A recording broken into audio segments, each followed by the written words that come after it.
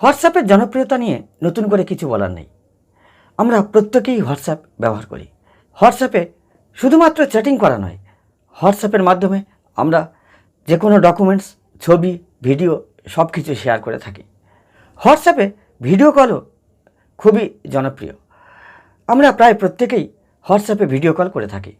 WhatsApp video call নিয়ে যদি আপনার কোনো রকম সমস্যা হয়, কিভাবে হোয়াটসঅ্যাপ ভিডিও কলের সমস্যাগুলি সমাধান করবেন, তার জন্য আমারই একটি ভিডিও আছে, আই বাটনে ক্লিক করে দেখে নিতে পারবেন। এবার কথা বলবো হোয়াটসঅ্যাপ অডিও কল নিয়ে। ভিডিও কলের পাশাপাশি হোয়াটসঅ্যাপ থেকে খুব সহজেই অডিও কল করা যায় যে কোনো হোয়াটসঅ্যাপ নম্বরে।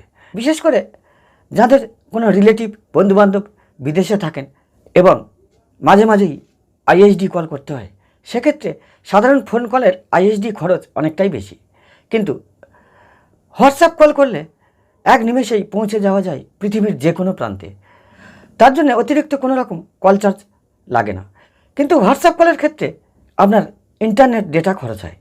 যারা নিয়মিত হোয়াটসঅ্যাপে অডিও কল করে থাকেন, তাদের জন্য আজকের ভিডিওটি খুবই গুরুত্বপূর্ণ।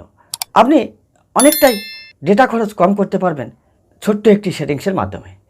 এই সেটিংসটি অন করতে গেলে হোয়াটসঅ্যাপ ওপেন করুন। ওপেন করার পরে 3 ডটে ক্লিক করুন। এখান থেকে সেটিংসে চলে আসুন। সেটিংসের মধ্যে দেখবেন একটি অপশান আছে স্টোরেজ অ্যান্ড ডেটা। এখানে ক্লিক করুন। এখানে একটি অপশান পেয়ে যাবেন ইউজ লেস ডেটা ফর কলস।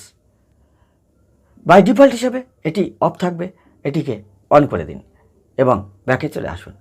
এরপরে আপনি হোয়াটসঅ্যাপে যত ইচ্ছে অডিও কল করুন, আপনার ডেটা খরচ খুব কম হবে।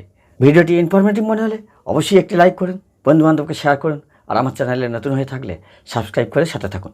সবাই খুব ভালো থাকুন। আজকের মতো নমস্কার।